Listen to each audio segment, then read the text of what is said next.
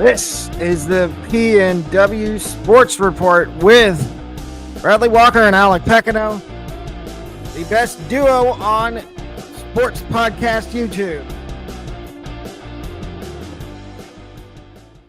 On tonight's show, we will be going over our SEC standings predictions, our top 25 rankings, and much more. We are going to hop right into it.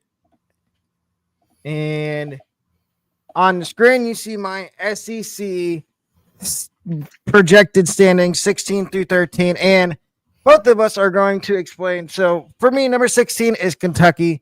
Yes. And I've already been hearing it from Kentucky fans. I understand you got Zach Calzada in the transfer portal. That's not going to change my opinion on where Kentucky's going to be. I still feel like Kentucky is going to be dead last in the SEC. Who is your number 16 team in the SEC? Mississippi State. But just by a hair. We have, if you want to look at it, but I have flip-flop of 15 and 16. I've got Kentucky at 15, so there you go. So what's your reasoning why Mississippi State's at 16? The young team, they lost, probably one of the most dramatical coaches. He passed away. Would have been interesting to have him and Kiffin in the same state for the Egg Bowl every year. But yeah, they're just a young team, and I agree with Alec. I think Kentucky's another team that I think everyone's trying to throw clout at, and it's not there. It's not there. So my number 15 is Mississippi State, and it's for the same reason you just said why they were number 16. They're number 15 for me. I don't feel like they're that far off from being competitive in the SEC. So explain, if you can, go into a little more detail on why you have Kentucky at 15. Well, they still have I think Stoops is still their head coach. So he is. He could still recruit. I think we'll probably go through coaches on the hot seat. He might be one of those coaches that's on the hot seat this year, going into this year, because the team was so good a few years ago and they've kind of fallen off the cliff.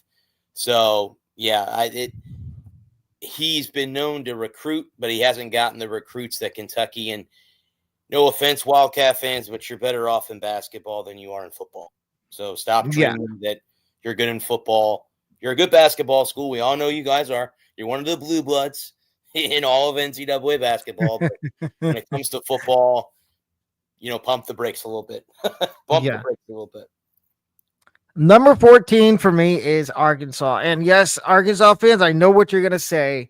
You're going to say that, we deserve to be higher. The only position you have locked down for this year is quarterback. I don't trust any of your wide receivers. I don't trust Sam Pittman as a head coach. And as a matter of fact, I'm going to be right up front. I'm going to be upfront and frank with you, Arkansas fans. I think Sam Pittman is on razor thin ice. If Arkansas starts 0-2 or 0-3, I don't think the boosters would be afraid to say, look, we got to get Sam Pittman out of here and he needs to go. We need to get maybe Bobby Petrino needs to be elevated to the interim head coach. So that is why Arkansas is number 14 for me. Who is your number 14? Vanderbilt. And I know Vanderbilt had some big wins a year ago. And I hope I'm wrong. I really honestly hope I'm wrong on this one. I hope that they're a lot higher in the SEC than they are where I have them. But to me, it's a shot in the dark. We'll see how good they are this year. My number 13 is Auburn. And Auburn fans, listen closely. I do think you found your quarterback, but this is a big year for Hugh Freeze. If Hugh Freeze doesn't do anything this year, he is as good as gone. He might even be on the chopping block. And I'm sorry to say that, Auburn fans, but and I don't understand why people are putting Auburn in the top half of the SEC this year. That just doesn't make sense. Who is your number 13? Is your number 14, buddy, Arkansas. And I agree with you, the same thing. You only have the quarterback position locked down. And just like I mentioned with Kentucky, your head coach his seat is extremely hot.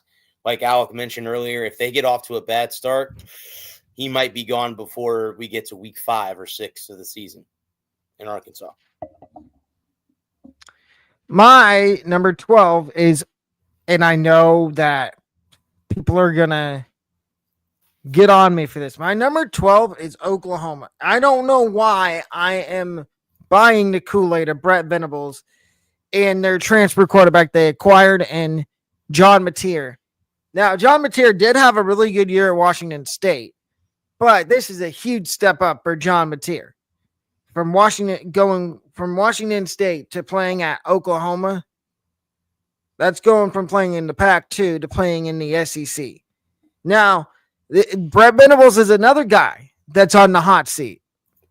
And if Oklahoma struggles to start the year, you wouldn't dare. They would think, oh, let's keep him. They would say, no, we got to get rid of him. And Oklahoma doesn't have it as easy as my number 11 team, which I will talk about in a minute. Who is your number 12? So basically, but our 12 and 11 are in reverse order. I have Missouri at number 12. They let me down last year because I said on this show last year, a year ago, predicted they were going to win the SEC. And yeah, it didn't happen. They went in the abysmal. But Missouri, again, Missouri and Vanderbilt, I hope I'm wrong. I hope that they're higher in the division by the end of the season. Missouri is always, and I'm a Florida Gator fan, they've been a thorn in the side of the Florida Gators since coming into the conference. They just play Florida so well, give them fits every year. So we'll see if that happens again this year. But yeah. My number 11 is Missouri. And yes, Eli Jurgowitz is a good head coach, but the main reason they're right here and not higher is how does the SEC, and Bradley, you can attest to this, why does the SEC keep giving them the easiest schedule out of everybody in the conference? I don't know. That's a good question. They had an easy schedule last year, and look how that ended up. So, So you have Oklahoma at 11. Explain to everybody why you have Oklahoma at number 11. Their head coach, but just like you said, but I think Venables is on the hot seat too. If let's say they do get off to a decent start and they get embarrassed against Texas like they did a year ago, he's gone. Because that's the one team, just like you, Bud, with Michigan and like me with Florida State, you don't lose your rival. You don't lose to your rivals. No. And they get embarrassed again in the Red River Shootout or rivalry, whatever they call it now. He's gone because the boosters and alumni are not going to keep putting up with him losing to Texas. That's not going to happen. Not going to happen. My number 11 is not number 10 is Vanderbilt. And yeah, I know. I'm jumping on the Kool-Aid here with Diego Pavia, but I think we saw a different Vanderbilt last year. And I know people are going to say pump the brakes, but I believe Vanderbilt is actually going to be good. I'm not going to say they're back because they really haven't been good at football other than last year. And I will make a prediction right now. I think they're going to upset Alabama this year. Who is your number 10? I have Auburn, and they're kind of like my dark horse in the conference this year. Kind of a team that isn't getting a lot of hype right now. I think Hugh Freeze is a decent coach. I think he can get them. Again, I know back in the day it used to be the West and the East. They've eliminated the sub conferences within the conference. But I do like Auburn around the middle of the pack in the SEC. My number 9 is, and I know people are going to say, wow, that's too low for them. LSU. Yes. I know the first thing that's going to come out of people's mouths, Garrett Nussmeier's back. Yes, I understand that. But this is a huge year. And I say huge with an emphasis on the H. It's a huge year for Brian Kelly. If he doesn't do anything this year, he might be another guy that's gone at the end of the year. Because we all know there's going to be some up and coming coordinators or head coaches that want bigger jobs that are going to leave where they currently are. And if LSU became open, hate to say this, USF might lose Golish. It's a possibility. But LSU, what have they been built on the last 2 years? Defense. And looking at their defense is going to keep them in games. Now, it's the question of can Garrett Nussmeier find a wide receiver that he can trust to throw the ball to 8 to 10 times a game? And when I say, I mean target 8 to 10 times a game. And of course, they're going to have good running backs. Who is your number 9 team in the SEC? The team that I have the utmost hatred for, the Tennessee Volunteers. Here's a team that's going to take a huge step back since you lost your quarterback because all of a sudden you can't pay him any NIL money. I think that's how that goes. I think Josh Heupel is going to have his hands full this year in Knoxville. They play the Gators later in the season. I think they play them right before Florida State, which usually the Tennessee-Florida game is usually in the beginning of conference play, not the end. So we'll see where that all comes down to. But I have Tennessee at number 9 in the conference. My number 8 is Tennessee. And it's for the exact reason you said, but I'm going to add one more thing. Joey Aguilar is their quarterback. And I understand he was good at App State.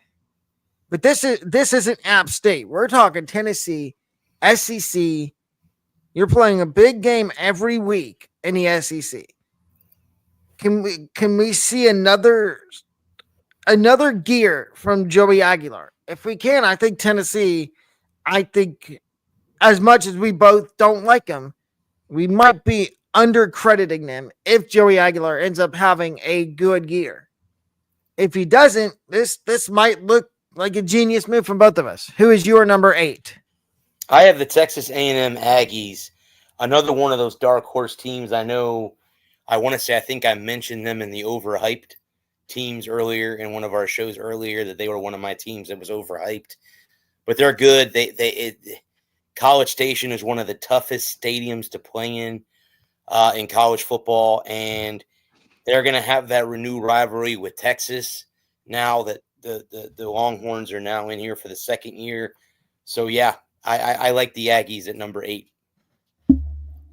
Now we get into the top 7. I'm going to let you go first. Who is your number 7? I have Ole Miss, and again, another team. They lost Jackson Dart, obviously, to the draft, but there's something about Ole Miss, and Lane Kiffin. I mean, the guy can coach. He can coach. This might be a little bit too high for them. Too low for them. Excuse me. Maybe they should be higher, on a lot of people's list, but I have them at 7. My number 7 is a team that everybody's jumping on the bandwagon for, and it is South Carolina and Coach Shane Beamer. Beamer ball. We both love Beamer ball. Lenore Sellers. Remember the name. Lenore Sellers. He is going to be a dark horse for the Heisman this year. And if you want, come back at the end of the season and tell us how we did with these. But I like South Carolina, and I, unlike other people, think that even if if South Carolina has a bad year, I don't think Beamer's getting fired. Who is your number 6? Is the Gamecocks. Yes, this is a team who is starting, a few years ago, they started to ruffle some feathers, no point intended, as they rose up. And I think now they're showing you how good they can be. They are definitely within the top 10 or top 5 or 6 of the conference. I I like them a lot. I've also been a thorn in the Florida Gators side of the last few seasons as well. So yeah. My number 6 is Texas A&M. And this is steadily based on the fact that Marcel Reed's back and Mike Elko's going into year 2. And I think A&M they're one of my dark horses in the SEC. And who knows? They could end up being in the SEC championship game. They were one game away from that last year. If they would have beaten Texas, it would have been A&M and Georgia in the SEC championship game. So Texas fans, don't get too comfortable. Who is your number 6? You mean number 5? 5. I have the Florida Gators, and I know, people say, "Oh, you're a Gator fan." Nah.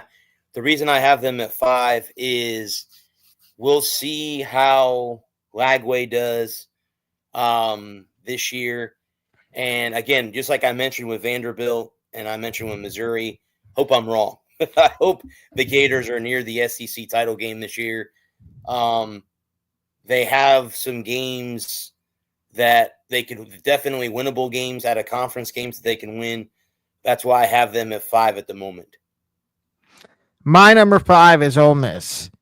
And it's not because of Lane Kiffin. It's because they have an unproven quarterback in Austin Simmons. And I know what Ole Miss fans are probably going to say. They're probably going to be like, "Oh, then you should have had us at 6 or 7. The only reason I have you at 5 is because of Lane Kiffin. The man knows how to coach. It is that simple. He knows how to coach. Who is your number 4? Alabama, same as you, but again, everyone wants to write them off. Every year you write them off. Somehow, some way, they find themselves. They recruit well there, even when Nick Saban gone. So you got to put them in the top, up near the top of the conference this year. So Alabama's a 4. My number 4 is also Alabama, and I don't want to get slandered by Alabama fans like I did last year. No, 2 years ago when they still had Saban. I do believe in Kalen DeBoer, and I believe that he is nowhere near the hot seat at all. I think it's just ridiculous that there's people already putting him on the hot seat. He's only been there for 1 year. What did Saban do his first year at Alabama? They didn't win a national championship. So why should DeBoer have it any different? Why should he be on the hot seat going into year 2? The only thing that worries me about Alabama this year is their quarterbacks. They don't have a set in stone quarterback like they've had the last couple of years with Jalen Milroe. Now, I think if Keelan Russell or Ty Simpson can step up, and yes, we know Keelan Russell's a 5-star. If he starts, you want to circle week 2 against Oklahoma, week 1 at Florida State. Because that's going to be a big game for Alabama. Who is your number 3? LSU. And I know maybe I'm drinking the Brian Kelly Kool-Aid, but again, another team who always seems to be around. Nussmeier's back. Yeah, that's my belief is that LSU will be either in the SEC championship or close by the time the year's over. My number 3 is, and I know people are going to say, "Wow, You're on a different planet. I have Georgia at number 3, and it's not Kirby's a dang good coach. It's their quarterback. I don't know if I can trust uh, Gunnar Stockton. And if Gunnar Stockton gets hurt, it's all underclassmen behind him. It's all freshmen. It's a couple freshmen and then a walk on. So I don't know how much I could trust. And the one start we did see Gunnar Stockton last year, he looked horrendous against Notre Dame. So who is your number 2? It's your number 3, buddy. I have Georgia there. Again, Kirby Smart. The one thing that I think Kirby's got to get a hold of this year is discipline. I think he let the team get undisciplined last year, off the field, shenanigans and stuff like that. I think if he can control them this year, they're right there. They're, other than Texas, they're right there on the, again, they're like the new Alabama. They're the new team to hate in the SEC. They're there every year. They've been in national championships. They've made the playoffs. So they're the hated team in the SEC. Now, not so much Alabama anymore. So they've taken over that mantle.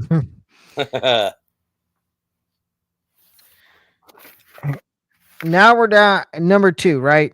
Mm-hmm. My number 2 is the Gators. And I think Billy Napier has definitely saved the job. He's off the hot seat entirely. We will go over hot seat later on in the show. But this is a big year for DJ Lagway. If Lagway has a big season, I think he's another guy that is a potential dark horse for the Heisman. Who is your number 1?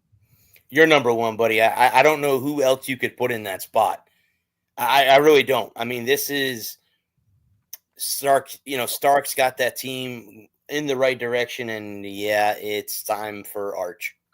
I mean, it's time for Arch. It's Arch's show, and they're a good football team. They were a good football team a year ago with Evers, and now with Arch, I can't see them faltering at all in Austin. I can't either, and that's why they're my number 1. Plain and simple as that. Now, we will both be going over our top 25s, and the way this works is we'll go 25 through 20, 17 through 13, 12 through 1, I believe. Who is your number? Give us your 25 through 20 and your rankings. 25 is Arizona State, 24 is Nebraska, 23 is Missouri, 22 is Arkansas, 21 is Kansas State, and number 20 is hopefully the ACC champion SMU Mustangs.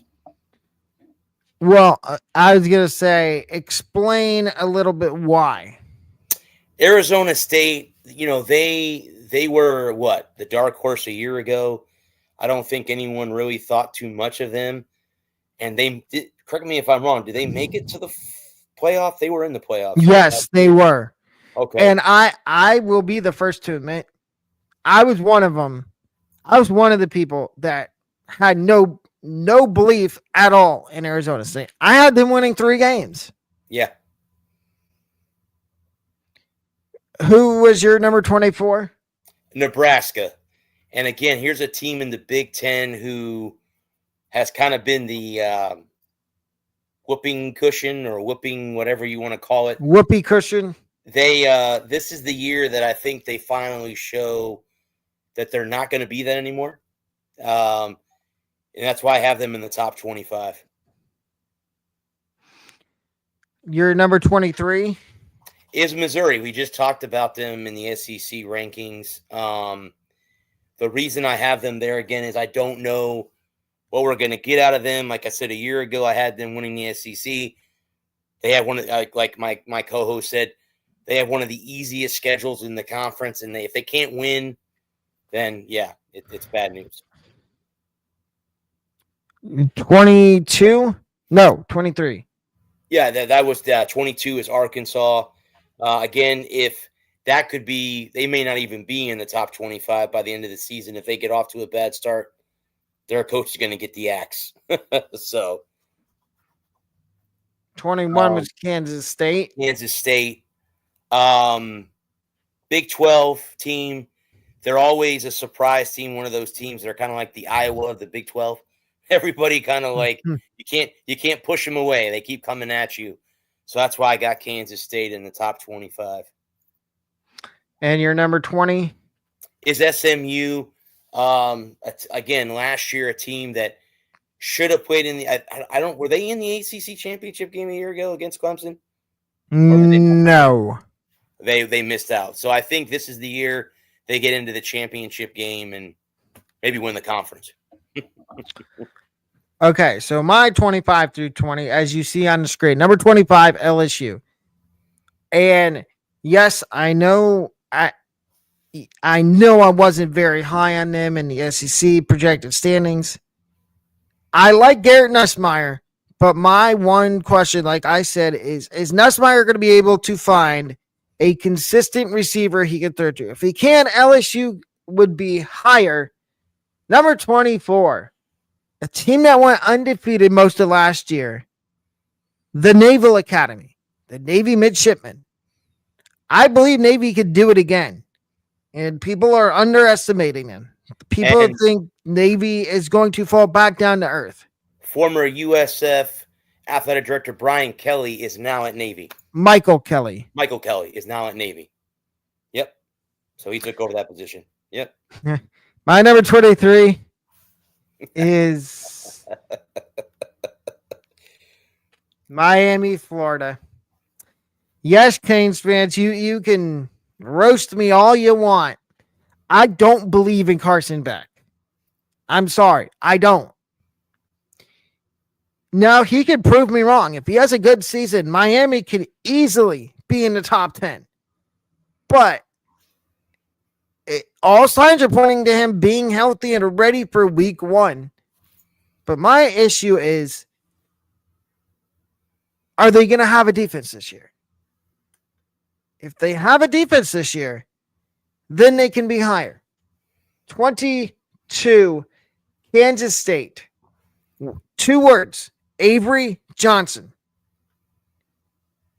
If you haven't watched any Avery Johnson highlights, highly recommend it. And Bradley can back me up on that. Kid, he's special. He could be the next RG3. Mm-hmm. Correct. Number 20 for me is Miami, Ohio. Chuck Martin back again. They got another quarterback. They got Daquan Finn in the transfer portal. He's back in the MAC. And I might have to bite my lip on this later in the season. But I believe Miami, Ohio will be ranked at some point this year. Who is your 19 through 14? And explain why. 19 is Michigan. And again, it's going to be their coach is a 2-game suspension to serve. Which I'm going to say that's laughable. He skipped the Oklahoma game as one of the games. The funny thing, but when we get into our games to watch, I have that game on my list only because I know the following year we're going to be seeing that game in person, but it'll be in Ann Arbor instead of being in Oklahoma. But I have them there because of that reason. Again, with my show, my co-host Adam's a huge Wolverines fan, and he even kind of said that he's not sure where Michigan's going to be this year. That's why I have them at 19. 18 is USC, the Trojans. They get Tennessee's quarterback. Let's see how he does in the Big Ten. He goes from the SEC, which is known for their offense. No, you said USC. Oh, I'm sorry. I'm sorry. That's he went to UCLA. My fault. Yes, USC. Maeva is the quarterback at USC. Yeah. A team that I think their head coach could be on the hot seat if they don't get off to a good start either this year. He hasn't done really anything, at all since he got to Southern California. So I have USC there at number 18 there. Number 17, I have Oklahoma. I have the Sooners there. Again, if they get off to a bad start, obviously they won't be in the top 25.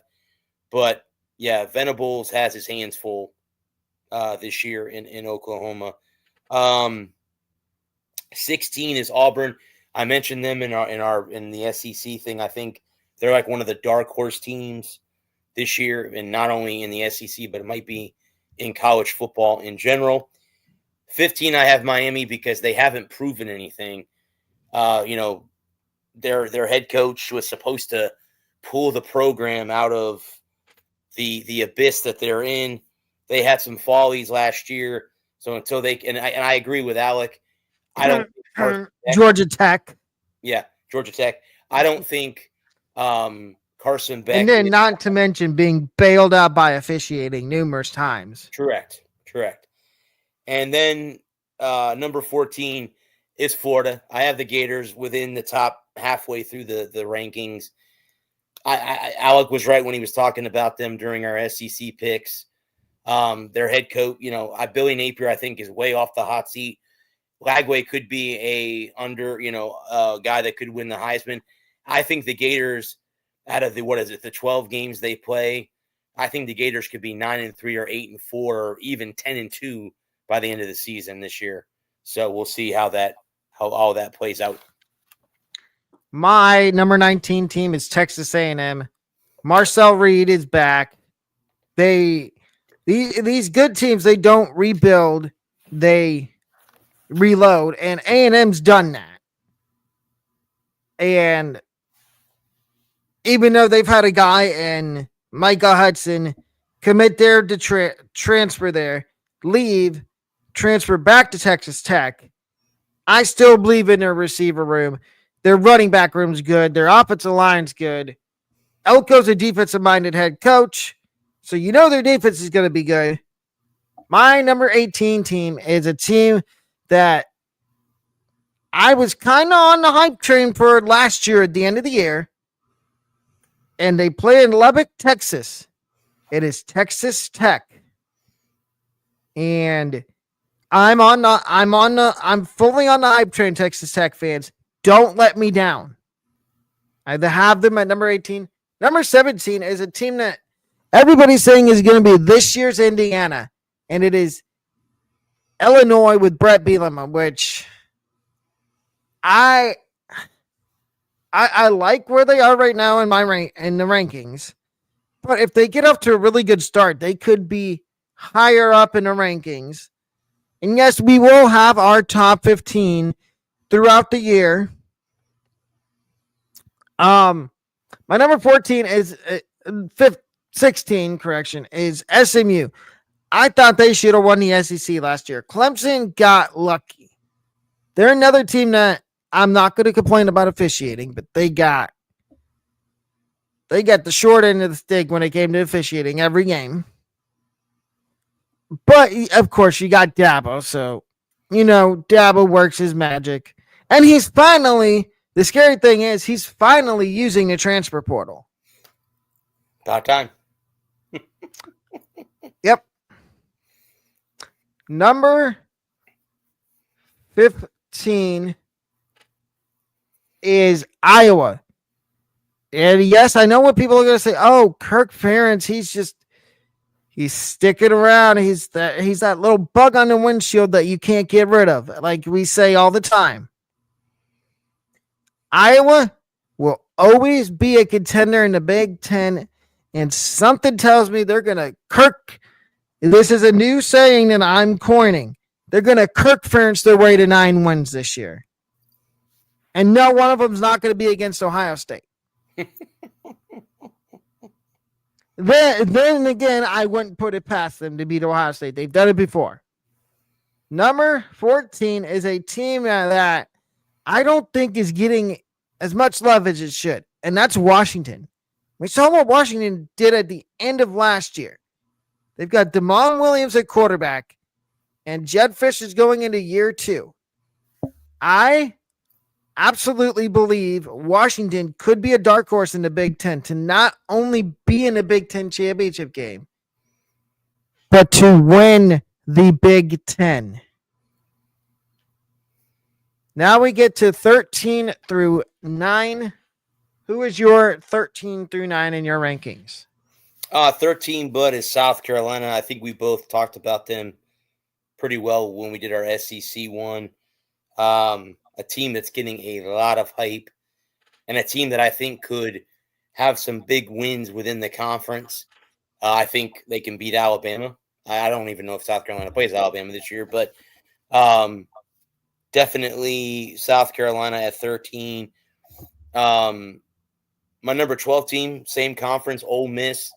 I know they're going to have a lot, obviously with losing Jackson Dart, but I think they're still good enough. Lane Kiffin is, just like his dad, a great head coach, when it comes to that. Number 11, guys, is Clemson. Dabo's there. I mean, they're not going to go away. And like Alec just said, he's finally getting with the groove and finally using the transfer portal. So yeah, I got him there. Number 10 is Tennessee, and the only reason I have them ranked high right now is we'll see how Josh Heupel does. They could be way down the list if they don't get off to a great start. But again, they might be able to just replace the quarterback, and who knows what'll happen. My number 9, I think, is going to upset a lot of people, and it's Penn State. And until they can prove they can win a big game in a big situation with Coach Franklin, they got to be right around 9 or 10. But they're not going to move into the top 5 until they can win a big game when it matters. So my number 13 through 9 for me. Number 13, and yes, Alabama fans, you get me some grief. I'm bring it on. Is Alabama, and it's because we don't know. Yes, DeBoer's the coach. We don't know who the quarterback's going to be. Is he going to be Keelan Russell? Is he going to be Ty Simpson? Those are the two guys that are competing right now. Austin Mack has kind of fallen back to being the third string, which I wouldn't be surprised if somehow, I know he followed DeBoer to Alabama, but I wouldn't be surprised if he doesn't win the job, if he doesn't jump in the portal and go somewhere else. So that's number 13. My number 12 is a team that made the college football playoff last year. And I know what you're going to know. It is not Penn State. It is Arizona State. They get Sam Levitt back. They get their best wide receiver back. They will be back in the playoff this year.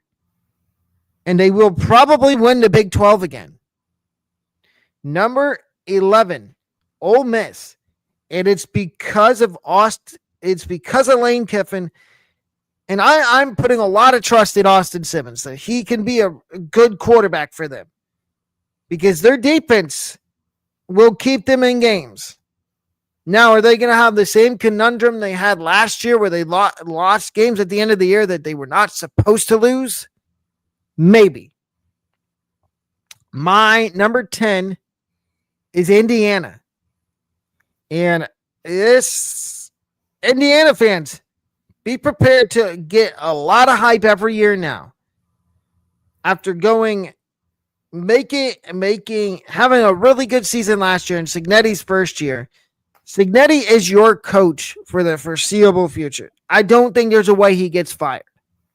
Number 9, and I know I just talked about Dabo a minute ago, but Clemson is number 9, and it's because Dabo has finally woken up and started using the dang transfer portal, which is a scary, scary thing to think about. You give Dabo the option of using the transfer portal? Oh, wow. That is frightening. Who is your number 8 through number 1? My number 8, Bud, is Texas A&M. We talked about them too with the in the SEC. It's a tough place at College Station to play football. They're going to come out. They're going to prove that that's why they deserve to be in the top 10. My number 7 is the team that made it to the national championship game last year against Ohio State, and that's Notre Dame. The Irish come in, again, just like Alec mentioned, good teams don't reload, they just refresh. I think the Irish, I think every year a lot of people put them in the same classification as the Dallas Cowboys. Like, why does everyone keep cheering for them? Well, because they keep winning football games. And you know what? They do better than Dallas. They're better organized than the Dallas Cowboys are. But what I mean is, I like that. This could be a little too low for Notre Dame. I just have them right here, right now, at the moment.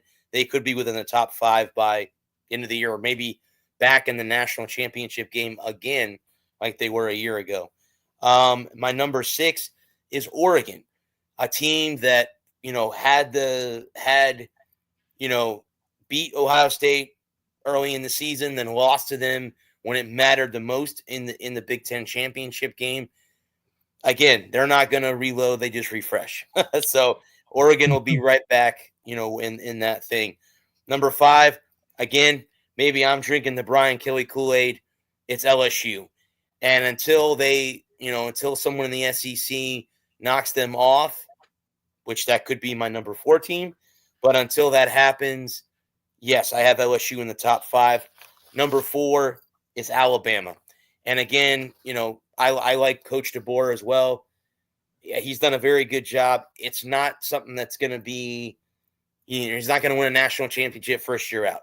But if he gets the right players at Alabama, Alabama doesn't go away. How much we all want them to go away, they just don't go away. Number 3 is Georgia. And again, they're the most hated team in the SEC. They've taken over that position from Alabama. So they're the team that everyone wants to beat. And I hope Florida beats them this year. This will be the last year that the teams play in Jacksonville. The next 2 seasons, it'll be one in Atlanta, and then the following year, Florida, Georgia's in Tampa at Raymond James Stadium. I hope to be there in person for that game. And my 1 and 2 for my co-hosts are flip-flopped. I have Ohio State at 2, and 1 is Texas. You don't really got to go into too explanation with those 2 teams. They're the 2 best teams in the country coming out. And because I'm an SEC guy, I had to put Texas at 1. But no, I mean, in all reality, you could put Texas and Ohio State in every which order you want to put them in. They both deserve to be there. So there's not too much explanation when it comes to 1 and 2. Okay, so my 8 through 1. Number 8 is Oregon. And yes, Oregon fans, I know what you're going to say. Why are they at number 8? It's because you have an inexperienced quarterback in Dante Moore, who hasn't started a single. He hasn't started a single game yet. He's gotten in mop-up duty when Oregon's been blowing out teams. That's different than starting a game from the first quarter to the fourth quarter. So that is why Oregon is at number 8. Number 7 is Georgia. And Georgia fans, SEC fans, Georgia fans, y'all can dog me all you want. I said it in the SEC standings projection. I don't believe in Gunnar Stockton. And like I said, if Gunnar Stockton gets hurt, Georgia is in trouble. Because they have a 4-star freshman behind him that I think Georgia's going to want a red shirt. So that's why Georgia's number 7. Number 6 is, I refuse to put this team in the top 5. It is Penn State.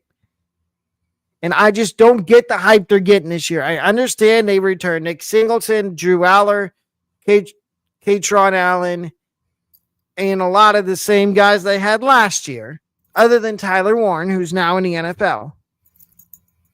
But until James Franklin can prove me wrong and win the big game, whether it be Ohio State or whether it be winning a playoff game, I will stand by the fact that they will be in the top 6. They will not be in the top 5. My number 5 is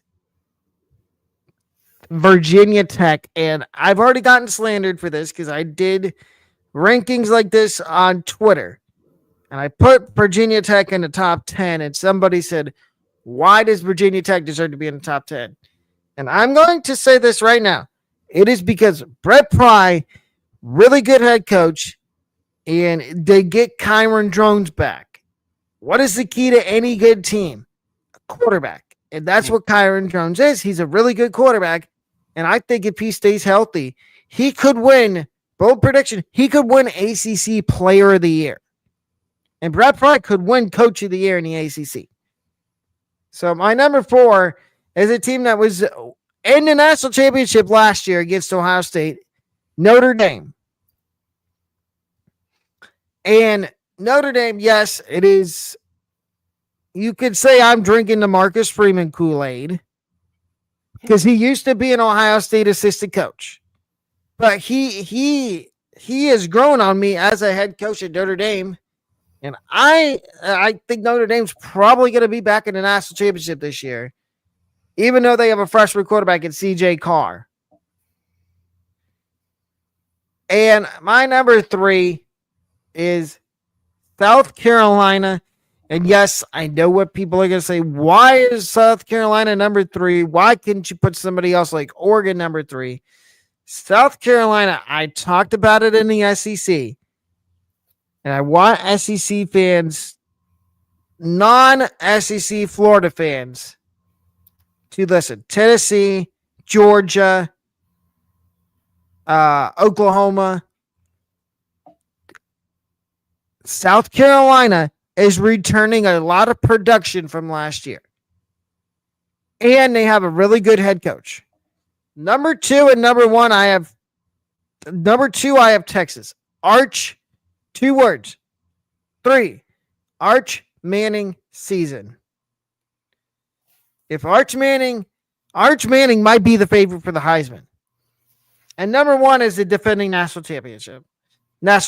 No bias here. The only thing that scares me about Ohio State this year is their inexperience at quarterback.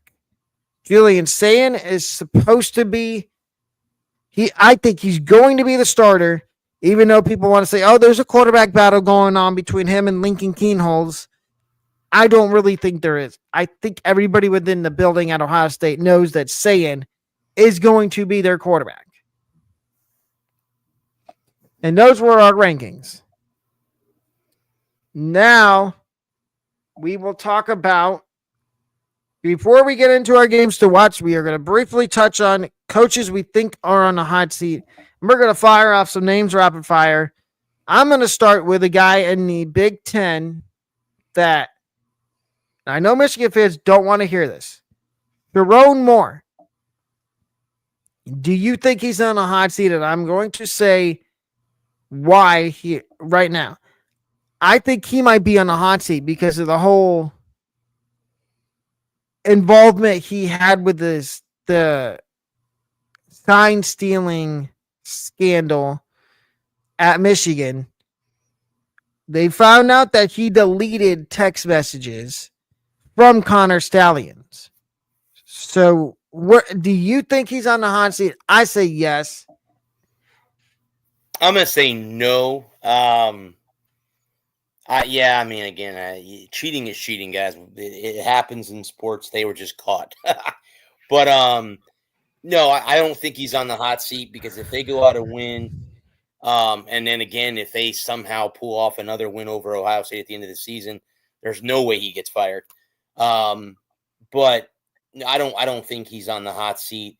Now, if they get off to a awkward start and the 2-game suspension and the deleting of the text messages and stuff, that if that comes to play, yes, alumni may say, yep, you're gone. But as of right now, no, I wouldn't put him on the hot seat quite yet. Okay, then let me flip that around and say, do you find it laughable, the 2 games that they chose to suspend him for? Well, I mean, if you look back to Bud, when Harbaugh was there before he left to go to the Chargers, kind of the same thing. He picked games that they knew they could win even without him being the head coach. So I think that's the same way they did with Coach Moore. Okay, what games do you think we can win even without him? And Central Michigan and Nebraska. Yeah. Now, Nebraska might give him a ball. Yeah, that might give him a ball. Nebraska might beat him. Central Michigan, No. But here's my thing. Everybody's not saying that. Oh, and I know that the quote unquote hammer hasn't came down yet, but people are saying, oh, one of the things involved in that could be Sharon Moore getting suspended more games than just 2. Some people are saying 6. Some people are saying 7. I've heard people say the entire season. That's up to the NCAA on how they want to. I know one of the penalties is that they're going to strip them of scholarships. Yeah, that's what they did to Ohio State. When Ohio State had their whole thing with Trussell and Terrell Pryor and DeVere Posey getting tattoos in exchange for their Fiesta Bowl jerseys. Right. And I want this to, I don't think this is going to happen, but there's people out there saying, oh, they should have to vacate wins like Penn State did with the whole Jerry Sandusky. Yeah. I don't think that's going to happen. And there's people way out in left field saying, oh, they should get the death penalty like SMU did. No. SMU before the NIL was alive was paying players. That's a lot worse than you stealing signs is not anything to laugh about. Well, and then the thing is their fan base, because fan base comes out and says, oh, yeah, we steal signs, but you still can't beat us even though you change your signs. That's just the cockiness of Michigan football fans. It is. Okay, so the next one, and we talked about it with the SEC. Brent Venables. Is he on the hot seat? Yes. Yeah, because he was okay. To be well, let me give you this. 1 to 10. 10 being he's extremely hot. 1 being maybe. I put him but at a 7. Because he hasn't really done anything. In Oklahoma now, they moved out of the Big 12. They're in the SEC and didn't do very well in year 1, and they watched their rival do very well. Not a good thing for alumni. I'm also gonna say yes that he's on the hot seat, and I think it's a 6.5 right now. It could easily be a 10. This one's kind of controversial. Deion Sanders. Is he on the hot seat? No, I would put him, but out of a 1 to 10, I'd put him at a 5. He's going to have a lot to prove. You've lost Shador, you've lost Travis Hunter, but you've lost Shiloh. Yeah, hopefully Shiloh makes the team, here in Tampa. But he's such a great recruiter. That's what they always said. Oh, we can bring these kids to Colorado. Well, now this is going to be the year to prove. Now, if they go out and only win 2 to 4 games, might be a different story where he might be on the hot seat next season. This year, I think alumni will give him some kind of ladder. Or is this the year, Bud? Do you think if they fail, he jumps to the NFL? I could absolutely see him jumping to the NFL. And you know where I think he would go? The Dallas. Cowboys. Correct. Yep. I say yes, he's on the hot seat, but if he jumps to the NFL, I don't think it's going to be Dallas. He doesn't want to put up a Jerry. I don't blame him. I wouldn't either. I don't blame him. But yeah, I think he's I say yes, he's on the hot seat, but I give it like a 4.5 right now. Could easily be a 7 or 8 if they get off to a bad start. They got Georgia Tech week 1. That should be a good ball game. Tech's no joke. No, they're not. Let's see. Mike Locksley at Maryland. Is he on the hot seat? Wow. Win total's 4.5. So, well, Maryland, to me, Bud, I don't know why in the world Maryland left the ACC to go to the Big Ten. They just don't seem like they fit. Since they've joined the conference, it's just a laughing stock. They don't have the players or personnel to hang in. And I hate to say this, they don't hang in the Big Ten. They can't. They're just No. not equipped to be there. That's why, you could say that about Rutgers too, but with Schiano there, they've turned that around. And maybe it's a coaching change in Maryland. Maybe that's what can happen. But as of right now, as far as the hot seat for him, I mean, if their win total is 4.5, if they win 2 games, it's a 10. If they win 4 games, he's got to be a 5 or a 6. Because again, I don't think that they're supposed to win games. Now they could win more than 4 and be one of the surprise teams in the Big Ten, but they don't seem they fit. Like they don't. They could be this year's Vanderbilt. Not them. Not Maryland. Not Maryland. No. We say that right now, but you never know. You never know. We said the same thing about Vandy last year with Clark Lee, and they proved us wrong. I'm going to say yes, he's on the hot seat, and I think it's an 8. Because I think they were really – I heard reports from credible sources all over the internet that they were really close to firing Loxley after last season, and Loxley said, give me 1 more year. Let's see.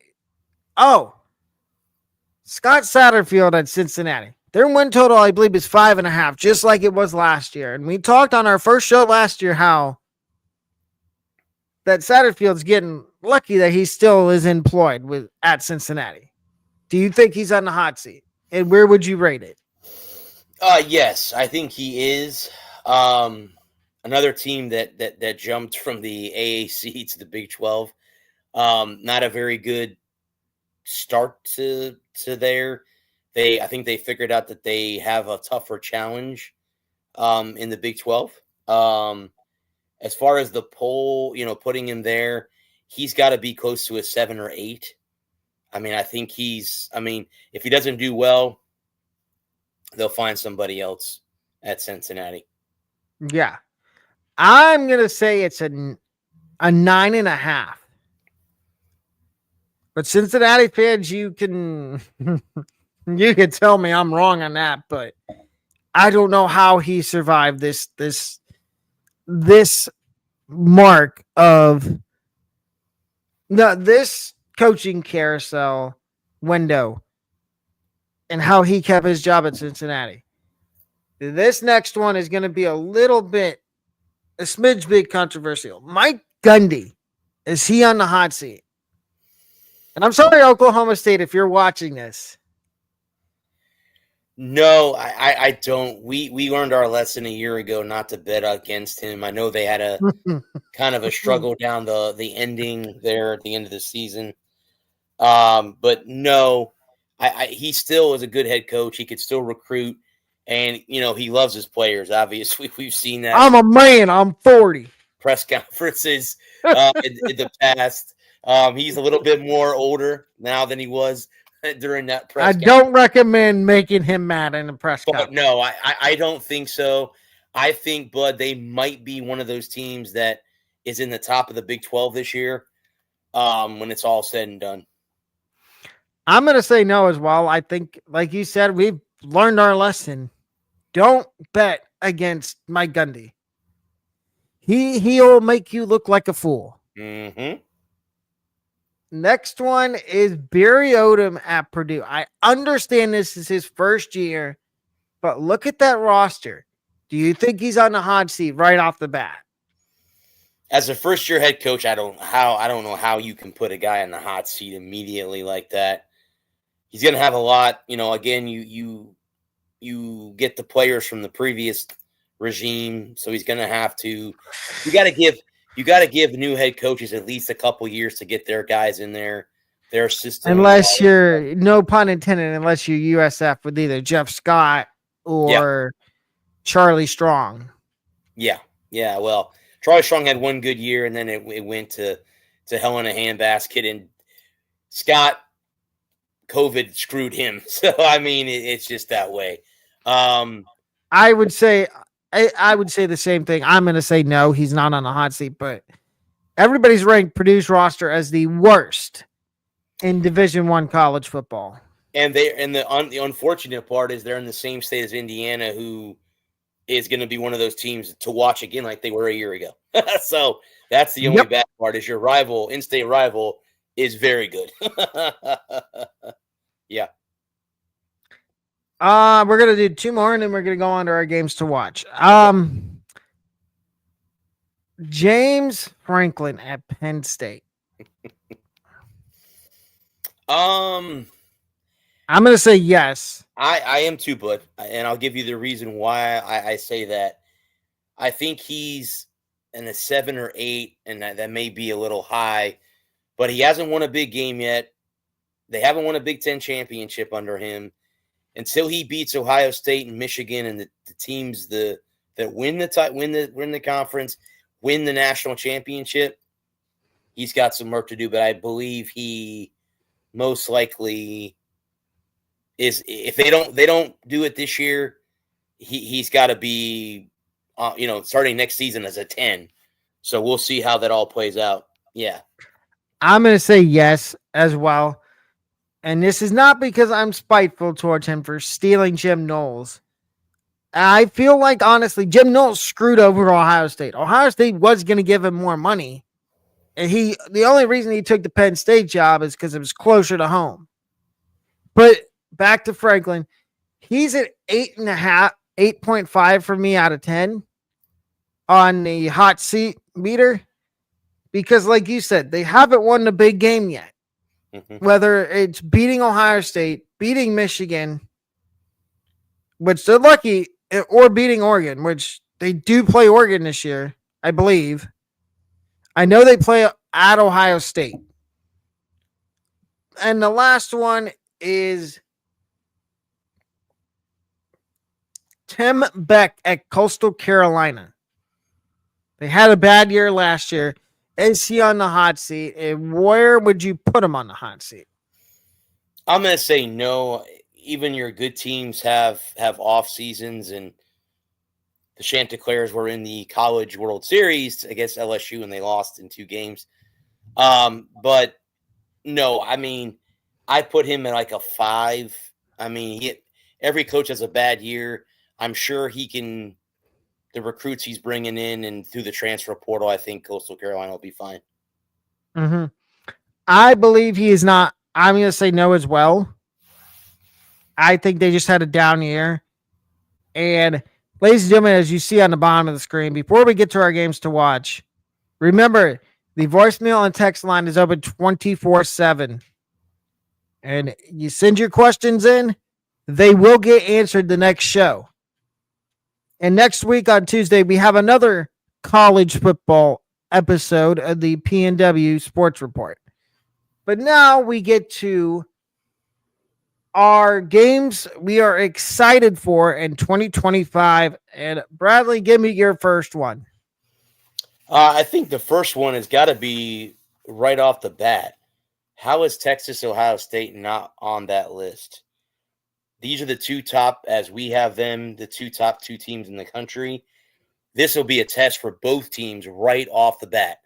Right off the get-go, you're going to see how good these two teams are. And the good thing about it is you lose this early in the season, you can bounce back. Now, if this was later in the year, that's a tough loss to take. But I think that one on August 30th, that might be a preview of the national championship game. Yes. Just going to go on a limb and say that. My first game I'm excited for is Week 0. And yes, I know people say, oh, Week 0. It's a knockoff Week 1. Not this year. You got Farm again, Iowa State, Kansas State. Week 0 in Dublin. Crazy things happen in Dublin. Just ask Florida State last year. Against Georgia Tech. Who is my next game is Ohio State, Texas. And it is a absolute travesty that this game is not at night. True. Should be a primetime game. It should be, but Texas is being little babies and blocking Ohio State from putting it at night. I think it's because they're scared to play at night in Columbus. Who is your next two games that you're I'm excited for? I'm gonna say TCU and North Carolina, and a lot of it has to do with Bill Belichick, obviously being in the college rankings now. Um, we're gonna see how good of a college coach he really is. Um, I think he's there for 2 years. I have a funny feeling he's going to be there for 2 years, go back to the NFL, break down Shula's record, and retire. He's got a young girlfriend who obviously is younger than me and Alec. So yeah, but yeah, No, wait. How old is his? she's 24, I believe. She's 2 years younger than me. Okay, okay, I'm 26. okay. Yeah, that game I think is marked on. I was going through games to watch on a lot of things, and that game popped up a lot. So TCU North Carolina would be that. Who is your next one after that one? I'm gonna go October 25th, Alabama at South Carolina. This could be the team. These could be a battle of who wins the SEC this year. I know Georgia's in there. I know Florida, Texas, obviously, but Alabama and South Carolina could be the team that could be playing a Texas or a Georgia when it's all said and done. My next two is one of them's a rivalry game that we're finally getting back after it being gone for a few too many years, and that is Kansas and Missouri in week 2. And that is the border war. And it is being played in, I believe, Kansas City at the Chiefs Stadium. Arrowhead. Mm-hmm. Yep. And then I've got, and I believe that's going to be a really good game. Kansas, I think, is due for a bounce back year after having a down year last year. And then my second game, and this kind of in this spot is South Florida in Florida week 2. I Gators fans, not Bradley, but other Gators fans are saying, "Oh, Florida's going to beat South Florida 34-10, 42-10." I would politely pump the brakes on that. I think it's going to be a lot closer than people think. It was a lot closer last year or 2 years ago when they played in Gainesville. So, Who is your next two games? The next two, well, it's got to be USF against Boise State. Let's see how the Bulls come out. We got Byron Brown back. The whole contract. Oh, did he transfer? He didn't play in the game. He didn't play in the bowl game. He didn't play in the spring game. I talked to one of our media guys. He's like, Brad, it's a spring game. We don't need to prove anything. He's fine. Don't worry about him. He's fine. I went to the media guy. I'm like, Brian, is Byron No, Byron's not transferring. So I want to see how they do against Boise State. I think a lot of people have them losing the first 3 games of the season, and that is against Boise State, Florida, and then, of course, Miami. I think if USF can go 1-2 or even 2-1 in those games, they have a legitimate shot of winning 9 to 10 games this year. And the main goal this year for USF is to win more than 6 regular season games. Yes, we've won 6. We've won the bowl games the last 2 seasons. Congratulations. We got to win more than 6 games. I would love to see them host the conference championship game at Raymond James. That's just me, personally, as a fan and as a media member for USF. So, yeah. Who is your next? What is your next game after that? It's a Big Ten game, bud. Indiana at Penn State. This is a big game for Penn State, and I think it's a bigger game for Penn State because if they lose at home, Indiana's just a good football team. We know that, and Cignetti has them playing well. I would love to see Indiana beat them on November 8th. So we'll see. My next two, week 3, Georgia, Tennessee in Knoxville, which if I'm in Tennessee by then, I might have to buy a ticket to that game just to see Tennessee beat the brakes off of Georgia. And then week 3, we've also got, and this is another game I might have the chance to go to. I wanted to go to it last year. Pitt and West Virginia. The backyard brawl. Yep.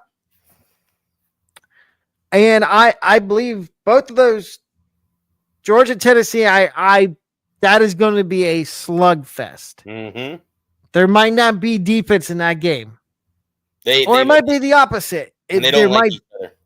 No. They don't like each other. They do not. Same with Pitt, West Virginia. They don't like each other either.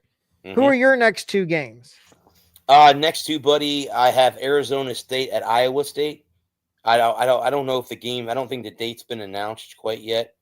But again, we talked about Arizona State earlier, being one of those teams that could be. They were a playoff team a year ago. I think everybody kind of wrote them off. I think they'll be fine. The other one that I have is Texas at Georgia. And again, this could be another SEC championship matchup early on in November with Manning versus Stockton. So we'll see how that plays out. My next 2 games, and I know I've talked about one of these teams a lot today. Virginia Tech and North Carolina State, week 5 in Raleigh. Big game for Virginia Tech. I think it's a big game for both of them, honestly, because Virginia Tech, if they win this, they could be in the driver's seat in the ACC. And then my next one is Oregon at Penn State, week 5. Tell me, hopefully that's where game day goes, week 5. But, they're going to go to an SEC game probably. Who are your next 2 games after that? I have 3 left, so I'll give you my final 3. I have Michigan and Oklahoma, and the only reason that I picked this game is because this is a preview of what me and you will see next year in Ann Arbor. Venables, I think, is on the hot seat. This would be a big game for the Sooners to win with Michigan coming to their house, because I don't think Oklahoma is going to beat them in Ann Arbor. That's my opinion on that one. My next one is Florida at Miami. This is, in the state of Florida, it seems like the wheel spins. And I don't know where the wheel, as far as dominance, is this year in the state of Florida, because it might be in Gainesville, because FSU's on a rebuild. In Miami, I don't know where Miami is as far as that is concerned. But that's a big game. Well, but people are saying, Florida State's going to have a better year. I don't trust Thomas Castellanos. We'll see. We'll see. I mean, we'll see. And then, of course, the last game that I have is the rivalry game is Ohio State at Michigan. You can't not say, because the last few years, Wolverines have won that game, and it's in Michigan. So this is the year, if the Buckeyes want to get back, beat them in Ann Arbor on their turf on the road. And hopefully we don't have the whole flag planting scenario we did a year ago. No. I think it's already been banned across college football. My last few games, LSU, South Carolina, week 7. I really think that's going to be a good game. Week 7 was loaded with some good games. Indiana, Oregon, in Eugene. Okay. Which game day might go there. Georgia Tech, Virginia Tech. How many times have I said Georgia Tech today? I think that's 3. Mm-hmm. So Georgia Tech, Virginia Tech, week 7. Week 9, Memphis, USF. I think this game's kind of going under the radar because I think Memphis, I'm not going to say fall off, but I think they're going to take a step backwards because they're going to have a new quarterback. Then we've got Texas, Georgia, week 12. And for the 4th time today, I'm going to say Virginia Tech versus Florida State in week 12. And then as a bonus, you can't leave Ohio State, Michigan off of there. Mm-hmm. or North Carolina State. Correct. Or any of the rivalry games, because it's rivalry week. You never know what could happen. Even Iowa State, even though people want to say, oh, that's not really a rivalry game. Yes, it is. And please remember to like and subscribe to this channel. And Bradley, before we hop off, tell everybody about your show. Yeah, guys, we will be on in about an hour and 15 minutes from now, 8 o'clock. We're going to be talking MMA, boxing, NFL, NCAA football. We'll have it all. It'll be me, Alec, and Adam this evening. Our third co-host won't be on this evening, but we'll be there at 8 o'clock. Hop on over there, guys. We have a YouTube channel, The Walker Report. The show will be up, and the show will also be up on ngsesports.com. This is where this show will be after, and I'll post it up this evening or tomorrow. It'll be up on the website. Mm-hmm. For the best duo in sports podcasting, Bradley and Alec, we are signing off. We will see you next Tuesday. And tell them about next Tuesday night at 8 o'clock. Yeah, we're going to go over, what was it, bud? The MAC and the ACC, I think. Was that the two conferences? No, it was the AAC and Sunbelt. Okay, yeah. On next week's show, as well as if anybody has left a voicemail on the voicemail line or a text message on the text line, we will answer those questions. So get your questions in. Yep. And next Tuesday at 8 o'clock, tell them about the Walker Report. We're going to be moving the show, guys, to Tuesday because I have a very early 5K on the 4th of July, and I need to get some sleep the night before. But again, it'll be just the latest sports topics. We'll be talking about that. And on the 10th of July, we'll have LPG tour star Nicole Felice on the show for interviewing. Kind of cool interview. Friend of the show. And ladies and gentlemen, next week, I will not be doing a show on July 3rd either. We will be taking the 3rd and the 4th off. And we will be back on the 8th or whatever the following Tuesday after that is. Mm-hmm. So next Tuesday will be our only show for the PNW show. And this is your home for college football, MLB, with Alec and Bradley, with Bradley and Alec. The number one, who are you going to call when you need healthy sports talk podcasting? Bradley and Alec. Yep. Or Pequignot and Walker. Uh-huh. We are signing off for the night. We will catch everybody next Tuesday. See you then, guys.